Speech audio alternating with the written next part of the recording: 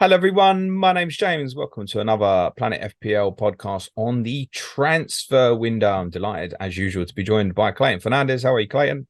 Doing good, all good. How are you? Yeah, not too bad. Thanks, bud.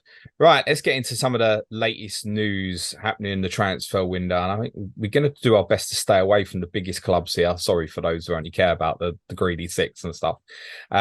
But some of you who may have woke up this morning might have woke up on the timeline to a cracking goal last night from Moussa Diaby of Aston Villa, who scored against Fulham in America last night. Deal completed. We mentioned this time last week, Villa wanted a right winger. They've got him. He can also play on the left. It's worth saying. How big of a coup is this for Villa, Clayton?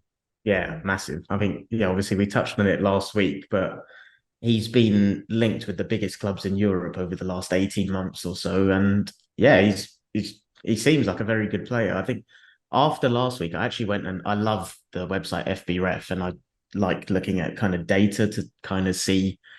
I've got my opinions on kind of styles and stuff on a player. So he's someone I kind of assume is a bit of a dribbler, kind of takes people on 1v1. But statistically, he was actually, what have I got here? 60th percentile for take-ons. And that's something, I don't know why. I just had an assumption he'd be And like one of the that's, best. what is that? Over top five leagues, is it? Yeah. Yeah.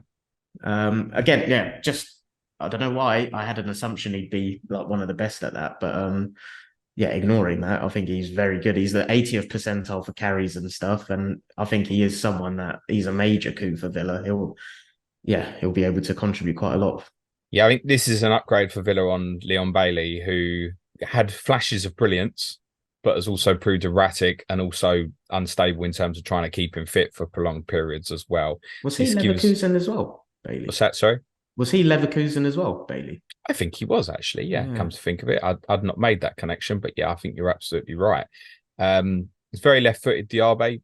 I think primarily right wing from what I've found, but if you see some of his goals, even the goal he's got last night, actually, that's kind of running in over the top from the right into central areas and then going through one-on-one. Hesitates for a moment as he takes the finish, but then buries Right. it really nicely.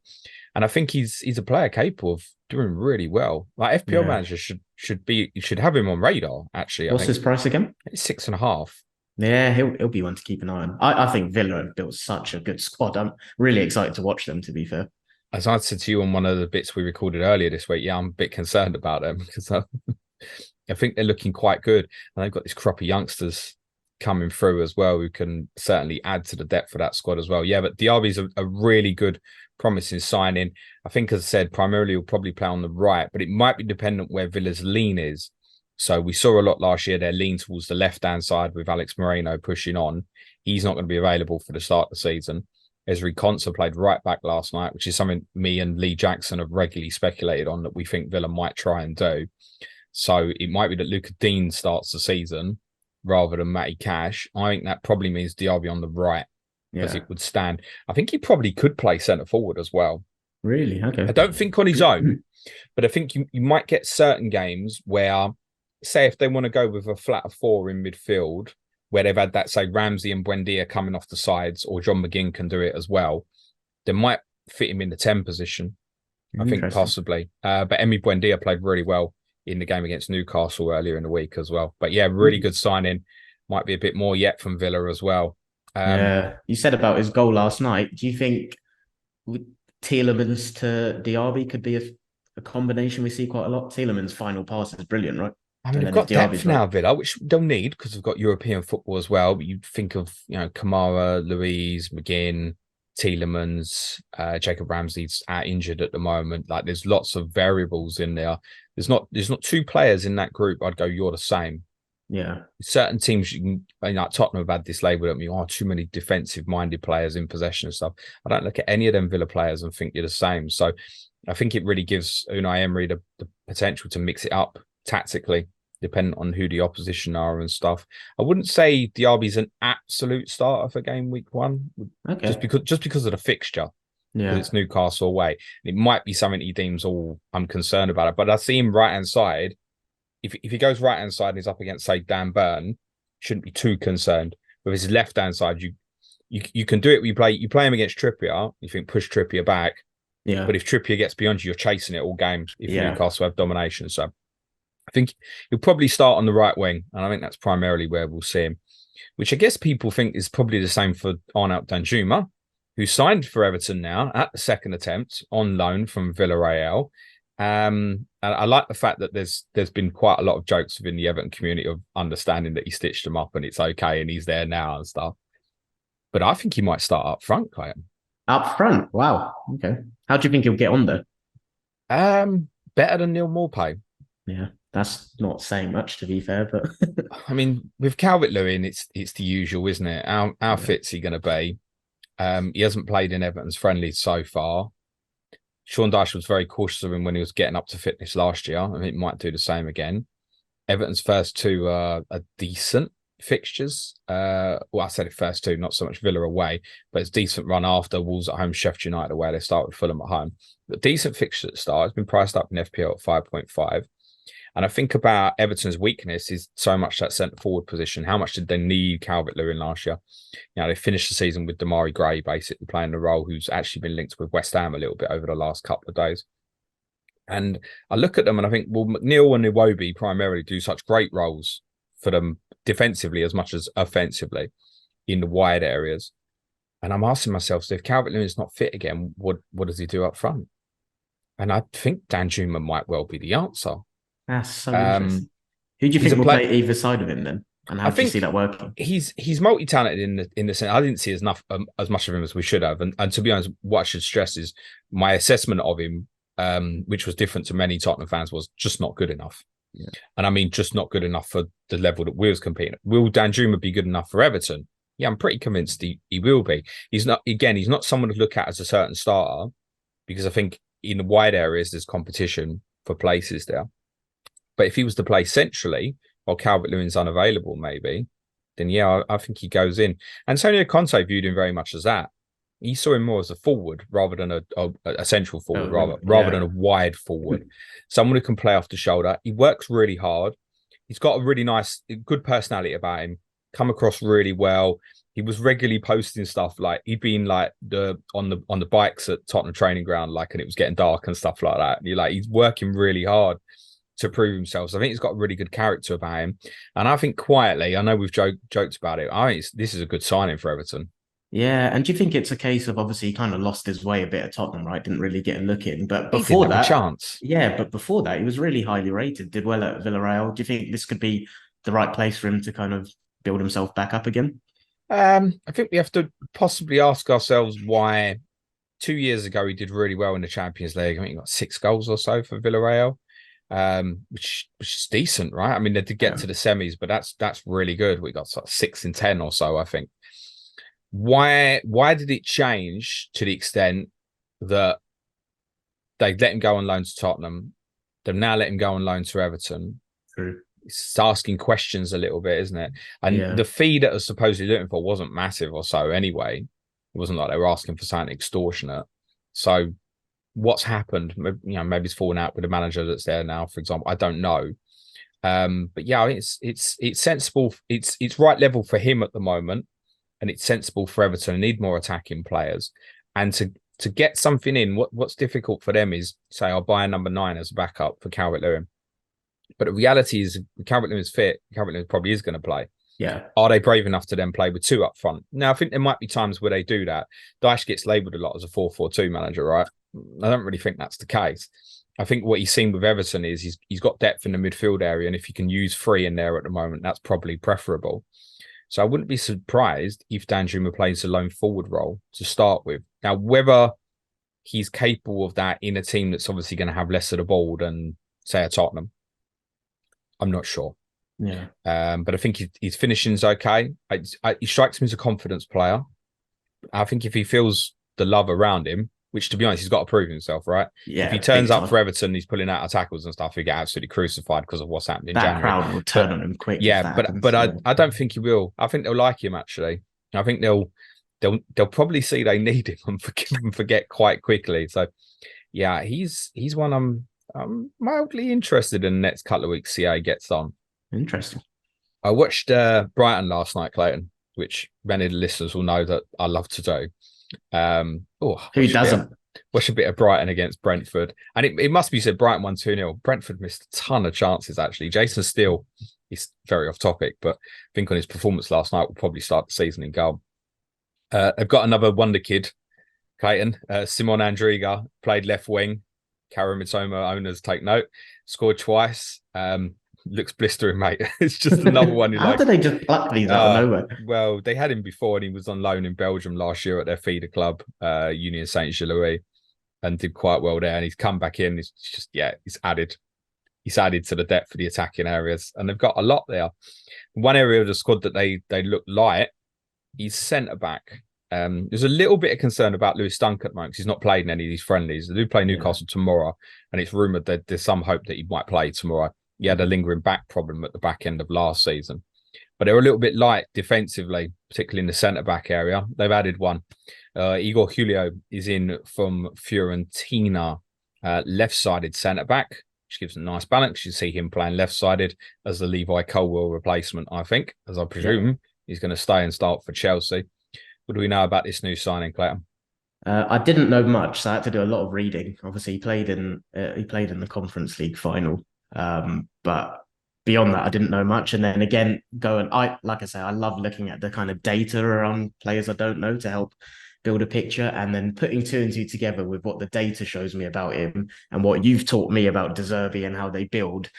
It's no shock. So if you look at his passing statistics, he's top 10 in Serie A last season for short and medium pass completion. And you're just thinking like how they build up. Playing chicken, punch it in. Yeah, like I said, he was 93% pass completion for that. Interestingly, it did drop to like 60% or something for long passing, but I don't think he's going to be doing that too much. No, right? But if they can bypass along the ground into the kind of false 9/10s, if you will, they do like to do that. What I picked up on him looking at some bits is he likes to take his man on. Okay. So play chicken, drag it in, and then actually just go. Yeah. He's a bit of a unit. He's got a little turn of pace as well. As I said, it would naturally balanced left-sided. One of the things I did note on him, Clayton, before he comes in at, say, 4.5 and people get massively excited about him, is he likes a card. Okay. I think he had 12 yellows and 2 reds Bloody in hell, Serie A last year, I think. So, yeah, likes to tackle, gets stuck in, but can play.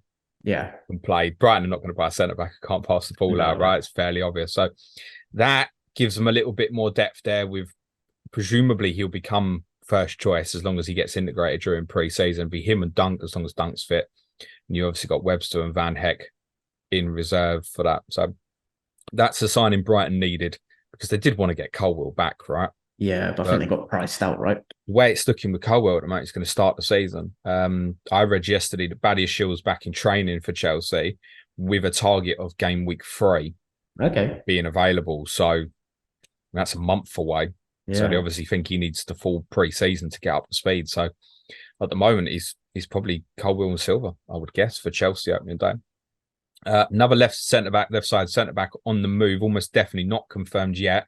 We speculated on this one before. Calvin Bassey to Fulham. Tim Ream, we think, is available as well, but he obviously had a problem towards the end of last season. He should be fine for game week 1. But it's interesting, Ream's that side as well. Yeah, it's not a certainty that Bassey would go straight into the team necessarily. Do you think it's a case of, obviously, Ream from the quiz we did, I remember this now, he's like 35, right? So do you think it's a case of maybe just phase him out? Yeah, it can be. I mean, he's a player I spent many years on this pod being quite critical of. I actually think he had a really good season last year. Tim Ream is a leader for them as well. I think he did really, really well, but I wouldn't see either him or Bassey playing as the right-sided centre-back. That's probably Issa Diop at the moment. Adarabioyo looks like he's on his way out the club. I don't know if they want to potentially add a right-sided centre-back. But I think it's an astute signing for Fulham because they're beginning to look quite light in that area. Again, we're talking 15 to 20 million is the rumoured price. Yeah.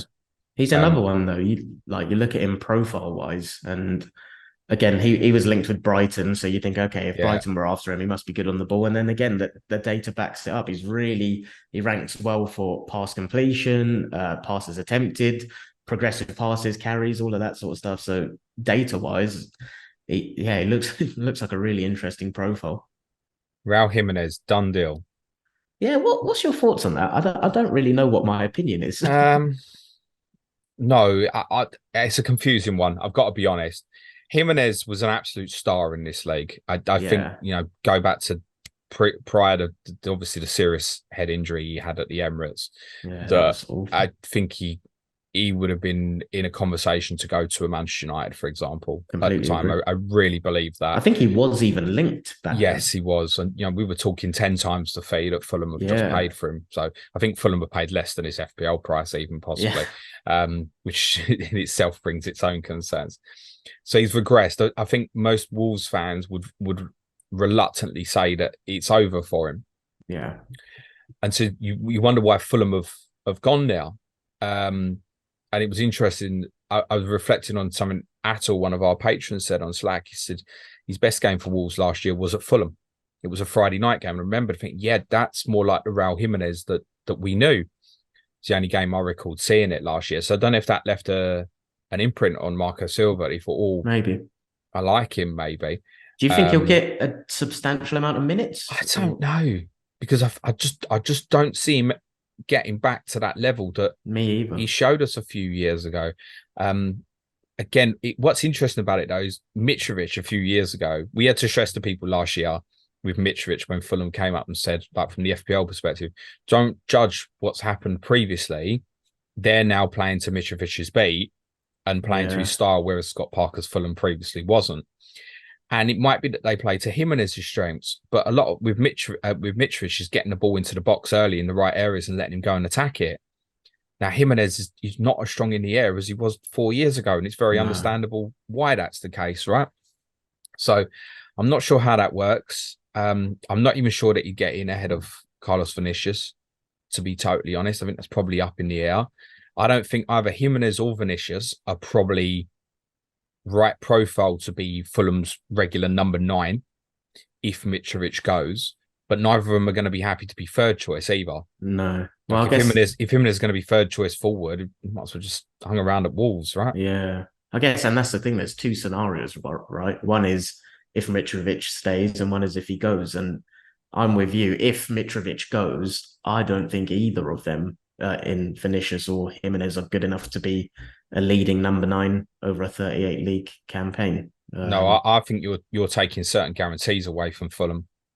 In terms of scoring prowess. Pereira's unlikely to make the start of the season.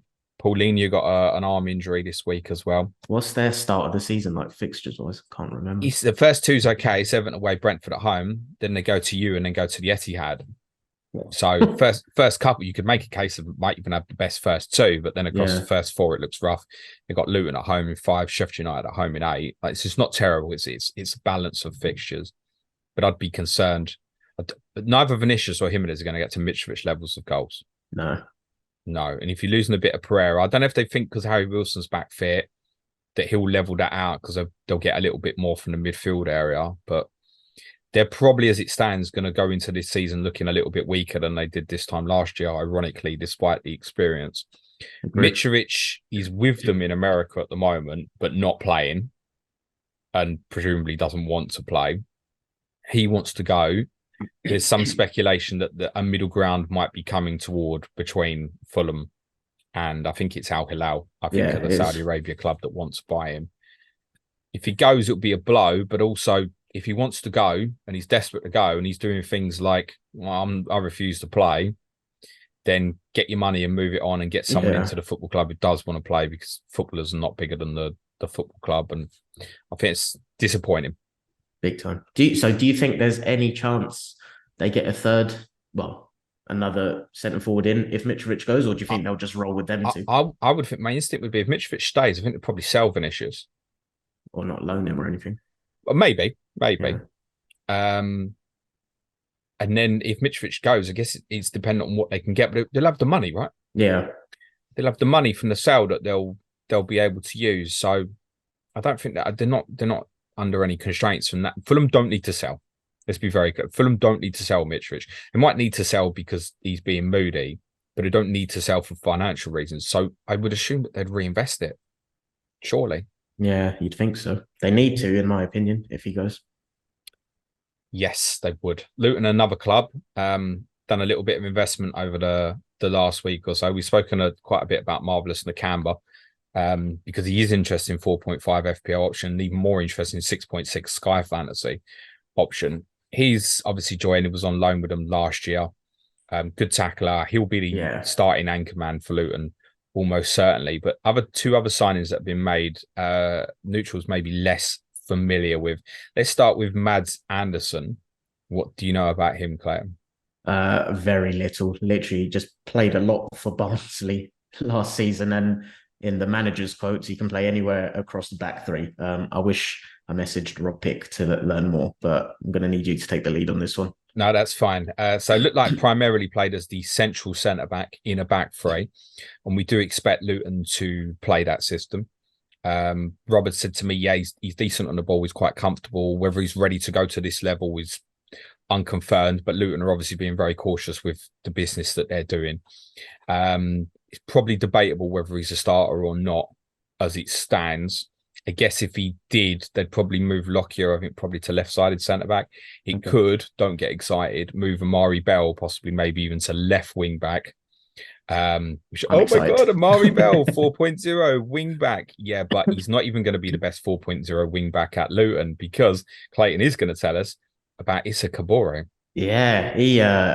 Again, I just had to do a lot of homework because I'll be honest, I've never heard of him before.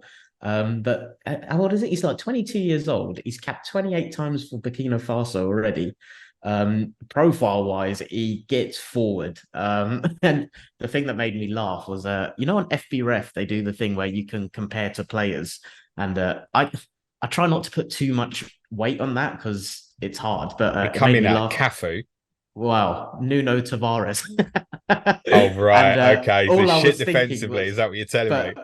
Yeah, but like the chaos going forward. And again, all the stats, when you look at him in percentiles versus fullbacks, one of the best for progressive carries, take-ons, touches in the attacking penalty area. I think he could be fun. I think he could be really fun. Yeah, and we think he'll be right wing back. Yeah, for Luton. We're not in too much doubt about it because they'd Cody Drammer largely played the position last year, was on loan from Leeds. I presume Leeds want to keep hold of him now. So Kabore, we think, is going to come in as right wing back.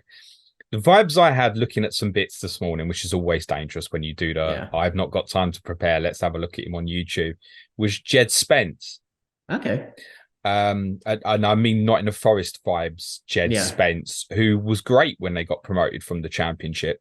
That kind of almost fearless, I'm going to go at you, but also you do get elements of rawness in his play sometimes, where it looks like concentration might be maybe a little bit of an issue. But in terms of going forward, quite exciting. Now, how excited should we get about a 4.0 Luton wing back? Well, how often are you actually going to start it? But yeah, he's more interesting than Bell right now. It's going to be way more fun.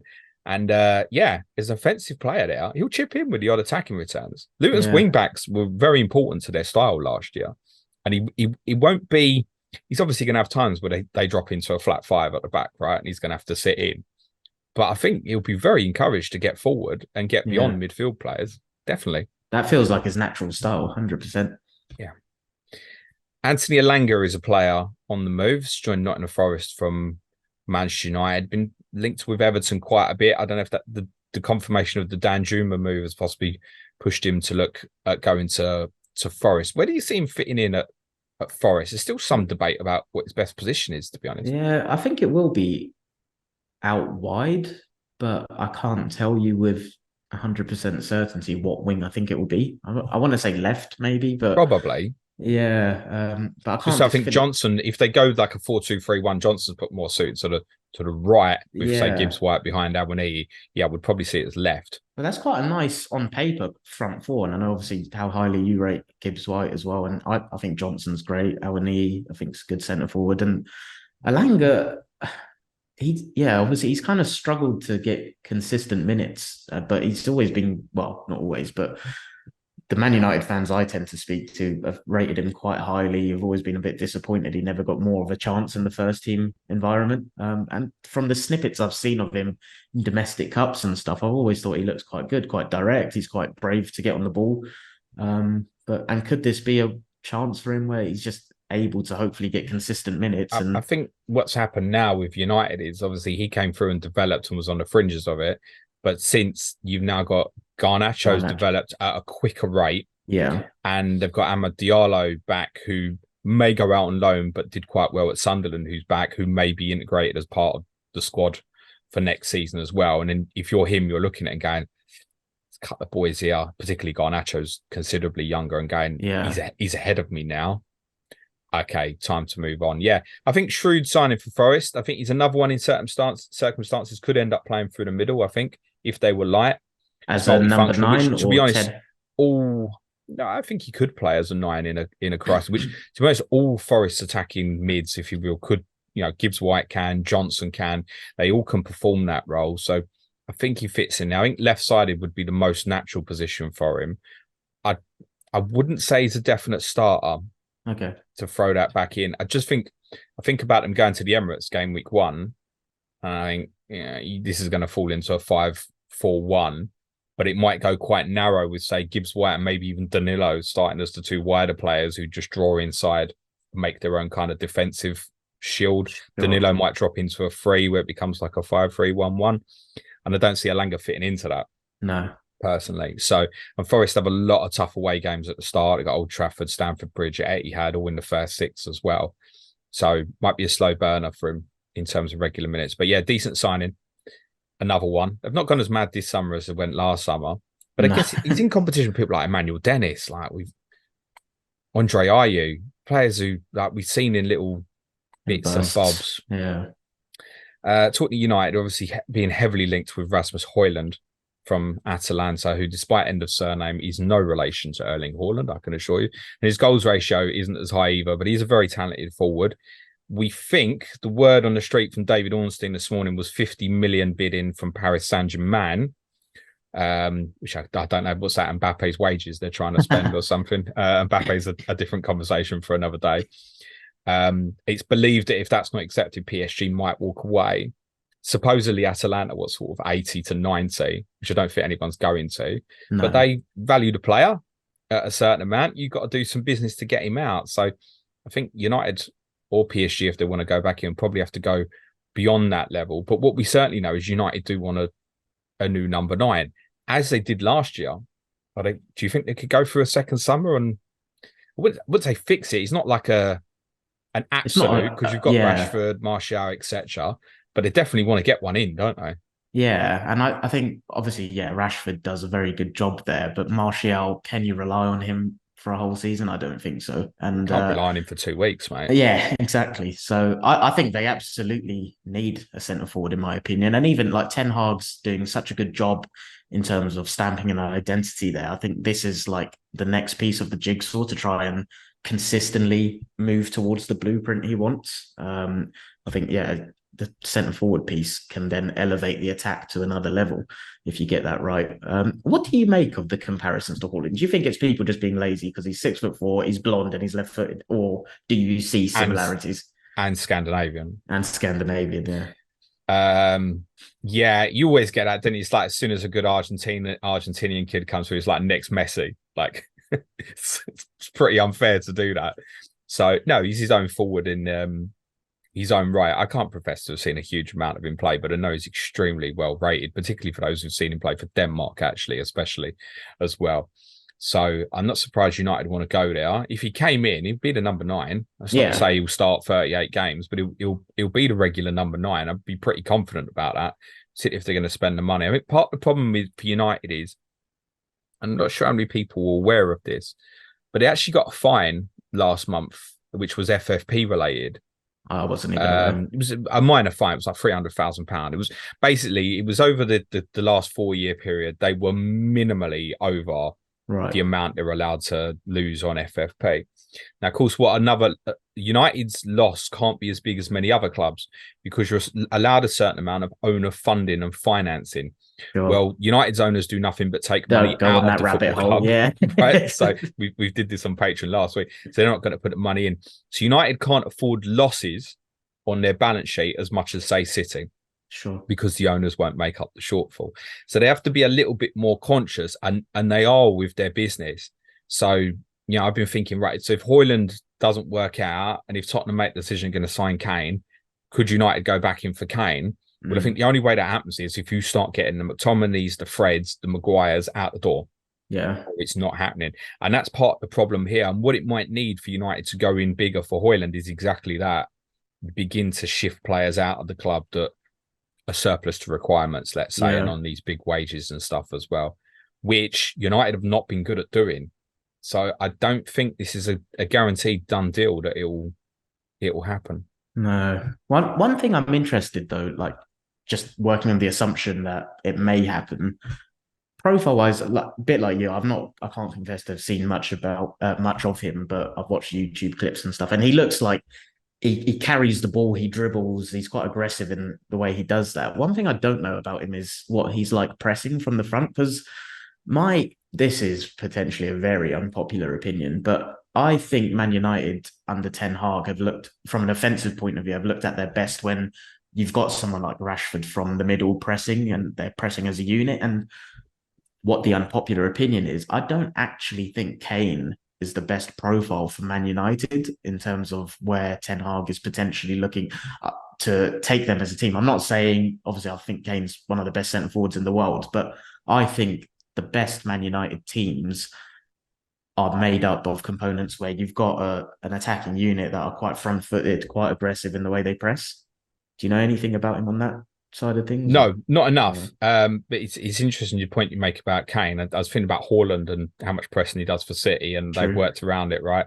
So what you might lose a little bit in terms of the pressing from the front, well, yeah, Haaland will win games on his own, right? Yeah. And it's been a similar case for Kane and Tottenham for a long time. And Kane would put more goals on the board for Manchester United. It's unquestionable, right? They would score more goals. He'd score more goals. He'd be competitive with Haaland.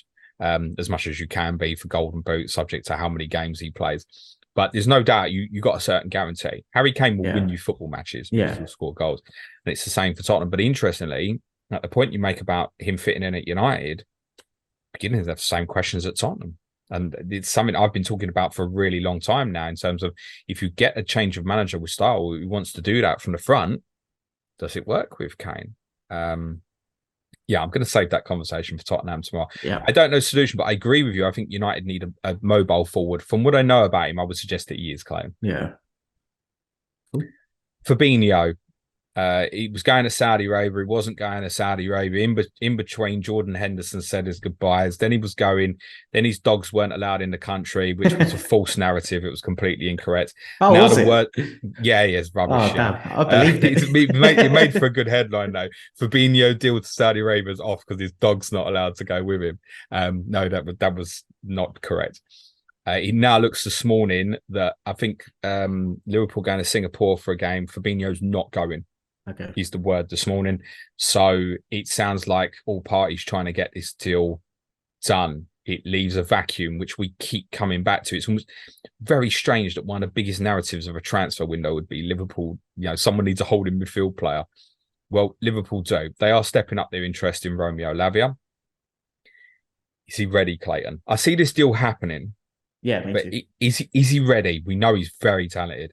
He's ready. He's not enough, in my opinion. I think that midfield of Lavia, Szoboszlai, and McAllister, if we're assuming they're the starting three, like that's a big change in one window to implement. And is it a cliche? I don't know, but I put a lot of stake in the kind of soft skills in air quotes, like your leadership ability and stuff like that. And you look at stylistically the way Liverpool play, you need leaders on that pitch because they're so aggressive and a lot of they press well as a unit and stuff, and you need people to be able to communicate. So Lavia, I think, is a great talent. I think he's ready, but I think Liverpool need more personally, and that's why I've put myself out there and said I'm not as confident in Liverpool next season as the general narrative seems to be personally, because I think there's a big change happening there. Yeah, but you also think Arsenal's going to win the quadruple, don't you? So I've never said that, but yes. I never said that, but yes. Yeah.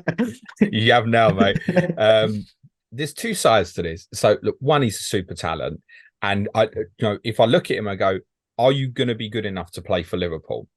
On what I've seen, the answer is yes. Yeah. So it's not a debate. No one's saying, you'd be a bad signing. It's are you ready to come in and step in and potentially have to play 50 games for Liverpool in that position with cup competition commitments, etc. It probably doesn't have to be quite that high. Maybe let's say 35 to 40, right? But he had injury problems last year. Yeah, I forgot about that which actually. is a concern. So I don't think the one player is enough for Liverpool. We've seen them play. Well, I say we've seen. I haven't actually seen, but we know that they've played Trent in a position over the last couple of games in friendlies. Does that mean they're looking for a right back? Possibly. Mm. Lavia, I'd be concerned whether his age profile, inexperience, and injury record could stay fit enough and be strong enough for that position. The flip to counter that is, of all the things that annoyed me on all the podcasts we did last year, nothing annoyed me more than the fact I didn't mention that Romeo Lavia was running a football match at the Emirates and Southampton winning 3-1 and they took him off and the Yeah, game disappeared I was at in that game 5 and minutes. he was unbelievable. Yeah. So we know on that stage, playing for a club like Southampton, he can absolutely stand out and look really good. So, no one's saying if Lavia plays for Liverpool, he can't show up at the Emirates or an Old Trafford or an Etihad and do a great job. He can. It's the consistency that you need throughout a whole season might be a little bit daunting and damning. But they're certainly trying to put more energy in that midfield, Liverpool. That's really Yeah. clear with what they're trying to do. And it's been sacked from them over the last 12 Yeah. months or so. And yeah, like on the face of it, that three, it's very energetic. But what's the depth then? I know we spoke about Trent potentially there, I but think the offensive ones are no problems because even the likes of Curtis Jones and Gakpo can, Harvey Elliott can step in there. And obviously got Stefan Pacetic as well, who's a yeah, great little player who could play the deep line role, perhaps in some of the more straightforward home fixtures, particularly. And obviously Thiago is obviously the opposite. He's a very yeah, experienced forget player about it. who can play that role. But do I see either of them being comfortable as an absolute almost feels like Liverpool need a destroyer? Yeah, I feel like.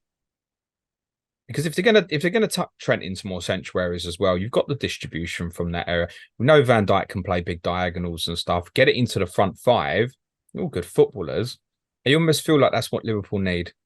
He's a destroyer, a bit of bite, someone who's gonna, to be honest with you, be ruthless and make the Rodri fouls when there's a turnover yeah. and stuff like that. And Lavia might prove to be that guy. Anyone who's listened to me over the last year will know I think he's an unbelievable talent. I just think that jump for this particular season might be quite big and it might Agreed. need settling in period. And to be honest, if Liverpool's target this year is to just finish top four again, then it's fine as long as he stays fit. I think that's the thing, and like my opinion is driven from like if their objective is to challenge for the league, I personally don't think that midfield is enough or has enough experience and yeah, the variety that it's needed. If the objective is to challenge and get top four, I absolutely think it's fine. So it depends on what their objectives are, I guess. As Alan Hansen once said, you'll win nothing with kids. So they might. One kid on the move. It's now a done deal. We've known this for a couple of weeks since the under-21s won their Euros. James Trafford, who I can assure you is not a Burnley correspondent, Jack Toner. The lookalike ends there. There's no relation at all. Has joined Burnley from Manchester City on a permanent deal. Not sure if he's going to be number one, though. Thoughts? Yeah, I watched a bit of him in the under 21s, and I can't remember what games it was, but I actually saw like two Bolton games last season. Just was bored and it was on the As you telly. do. Yeah, Bolton yeah. fans are going to love that. It's bored, so I watch Bolton. It's not Big Sam's Bolton, No, but yeah, so who always used to beat you, by the way. I know, bloody hell, they were all Kevin Nolan. He loved us.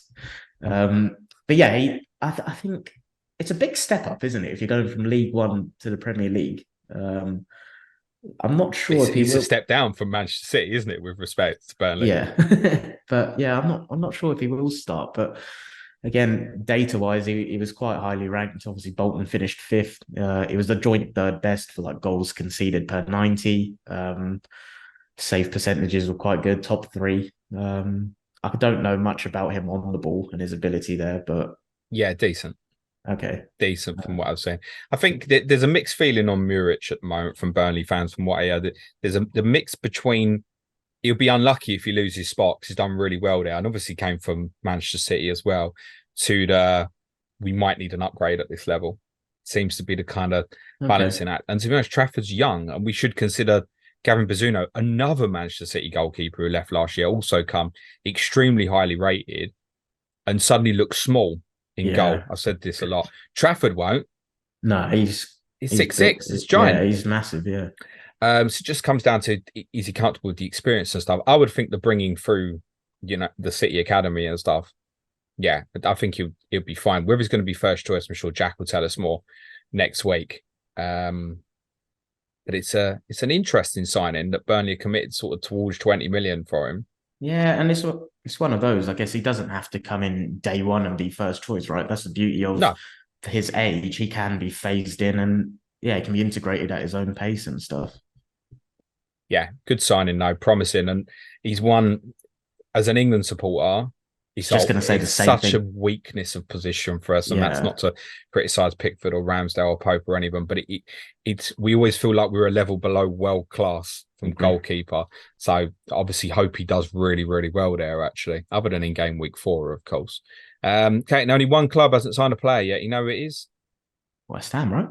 It is West Ham United. I mentioned Damari Gray's been linked. Damari Gray's been linked. Potentially, because there might be a breakdown in talks over a deal that we thought was probably getting done a week ago for another Manchester City Academy player. Yes, this is an outfield player who's not joining Southampton. Another one. Carlos Borges, who looks a very powerful left-footed forward. We think he's heading for West Ham for reported around about 14 million pounds. He's another one. You look at clips of him and you think he looks exciting. I tell you what, Ben Rama's place is under threat. Yeah, he looks really exciting just from little clips and stuff. Dortmund, Frankfurt, Brighton were linked with him. He was the top scorer in, I forgot the name of the PL2. That's the one. Yeah, top scorer there. 21 goals, 12 assists in. Yes, that's mad. I think it was like 32 or 33 appearances or something. That's nuts. And you see the clips of him. He looks frightening good. Do you think this is the way teams are looking to kind of recruit a bit different? Just Man City's academy, like they've been educated a certain way. I think it's the way City and Chelsea are now running their models in terms of profitability. Yeah. That they sell these players and it goes as 100% profit on the books and stuff. And to be fair, actually, particularly in Manchester City's case, a lot of these players have genuinely been with the club since like their single digit years, 8, 9, 10, etc. I mean, Borges has been with City since about 10, so we're not saying he's poached. They poached him from somewhere else and now getting the transfer fee. What's interesting about him though is, certain players we question about the physicality because their age. This guy looks like he'll push over some Premier League fullbacks like straight away. So, yeah, on what you've seen and learned, would you see him being in contention to go straight into West Ham team possibly? Eventually, yeah. I don't think it'll be off like straight away. Just putting 2 and 2 together with how Moyes tends to operate. I think he quite likes his tried and tested systems and stuff. But I think he's one that if they get him over the line, he will be pushing to nail down that starting place. I don't personally see it being like game week 1, for example, but eventually, absolutely. He looks so exciting. They're short of if I've speculated that Paquetá might play a deeper position this year to counteract for Rice. It's almost, how do you replace Rice? Well, you can't. We know they're interested in James Ward-Prowse and stuff, but if they don't get someone like that, then the best they could probably do at the moment is play Paquetá in a deeper role and leave Souček next to him as kind of like this protecting insurance. Then the 10 positions open where you could put Fornals there, for example, or bring Ben Rama into a central area and play this kid out wide. Could be. But Bowen and Borges either side. It's hard, isn't it? It's hard to know. You do this with so many teams in the league now, and you go, they're all potentially quite exciting, the majority of them. Yeah, Sorry to Wolves fans, I haven't dug you out yet on this pod, so I'm here now. I'm not digging this pod. But I'm all right. I can look at the first 10 fixtures and we ain't got Wolves, so I know I'm safe for a while. I guess the only thing to be skeptical on is like, how does that talent and ability translate from PL2 to the actual Premier League, right? It's a massive step up.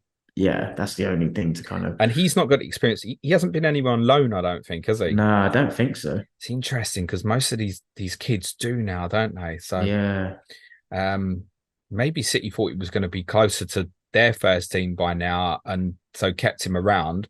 And the money's come in, and they've gone, actually, the way Grealish has really settled in now and stuff, they've gone, no, he's past blocks. Could be. With all these deals, you can imagine City will have a buyback in now. Yeah. To get him excited for all these. But then it's interesting. We spoke about Lavia. You reflect on it now and the fact they spent the Calvin Phillips money last year. Just been better having this kid stick around, wouldn't they? Yeah. It's hard to know, right? But I see your point. Lavia went last summer. That's what I'm saying. That's part why I bring him up. Look at the impact Lavia had in that 1 year and gone straight into that Southampton team at a young age. What's to say Borges wouldn't do the same at West Ham? So did Lavia go straight from the PL2 to Southampton, or was he on loan anyway? I think Lavia, I want to say, had made a handful of sort of substitute appearances for Man City. Might have even started a League Cup game or two, maybe. Right. So he'd been in that first team environment. Yeah, he'd been in the environment, whereas it's fair to say that Borges, I don't think, has in quite the same way. And don't quote me on that, I might be wrong. But we have seen players leave City's academy. Bazzuno's another one. Yeah, we've gone straight into playing regularly in the Premier League. Bazzuno had loans in lower leagues and had already played for the Republic of Ireland, it's worth saying as well. So it's a little bit different. But yeah, I'd want to keep an eye on. West Ham will do some business. Yeah. Supposedly they've been looking at Conor Gallagher as well. Chelsea want 50 million apparently, which, to be honest, probably going rate with his age at the moment. Yeah. Plus, I was going to say Chelsea don't need to sell. Maybe they do need to sell, but they don't need to sell the midfield player because they haven't got any They others. need to get a few It's other kids are going to play at the moment. It's Gallagher, Enzo, Fernandez and kids in the midfield area. We know they're obviously interested in Caicedo, but unless Chelsea were to sell Gallagher, I don't see them going up for Caicedo. No? I still think that's where him and Brighton will hold firm on their money, I think, at the moment. Yeah. Well, I think Chelsea will pay it eventually, in my opinion. But I'm not sure if Chelsea can until they offload. Yeah, and you get things like Wesley Fofana, obviously, unfortunately getting injured, and it doesn't help. You look at someone like Trevor Chalobah, and you think, right, they were probably going to put him off this year again, 100% onto the books in terms of FFP. But if he goes, alternatives as right-sided centre back, Colwill's left-sided, Badia Shields left-sided. Yeah, what's the alternative right-sided centre back with Fofana injured? It's just Silva, right? I can't think of who else would play there. Now, listen, Chelsea got no European competition, so if Silva stays fit, you're probably getting 38 games out of him. But will he stay fit? He's still very good. Not doubting that. He's still but just very good. Yeah, but at his age, you'd expect a few niggles to creep in. But then it would make sense in that circumstance for Chelsea to keep Chalobah around, wouldn't it? Yeah, 100%. Clayton, thanks as always. Enjoyed that, mate. Really enjoyed having you on the transfer window show, which that's it now, essentially, because we've got too much stuff. We've got correspondent next week. We're in full FPL mode the week after before the season starts. And then the week after on Thursdays is Clash of the Correspondents. So that's it for the transfer window show. I hope you enjoyed it. Oh, yeah, it's going to be on Tuesdays on Patreon from 2 weeks' time instead. Clayton, much love. Anything you want to plug before you go? No, all good. Thanks for having me on. Really enjoyed it. Don't plug Patreon again. Oh, I need to get better at that, don't I? You do. If you're going to work for us, mate, you've got to knock that down, mate. Support the show at www.patreon.com/Planet FPL. Have a great day, everyone. Be nice to each other. Cue music, please, man child.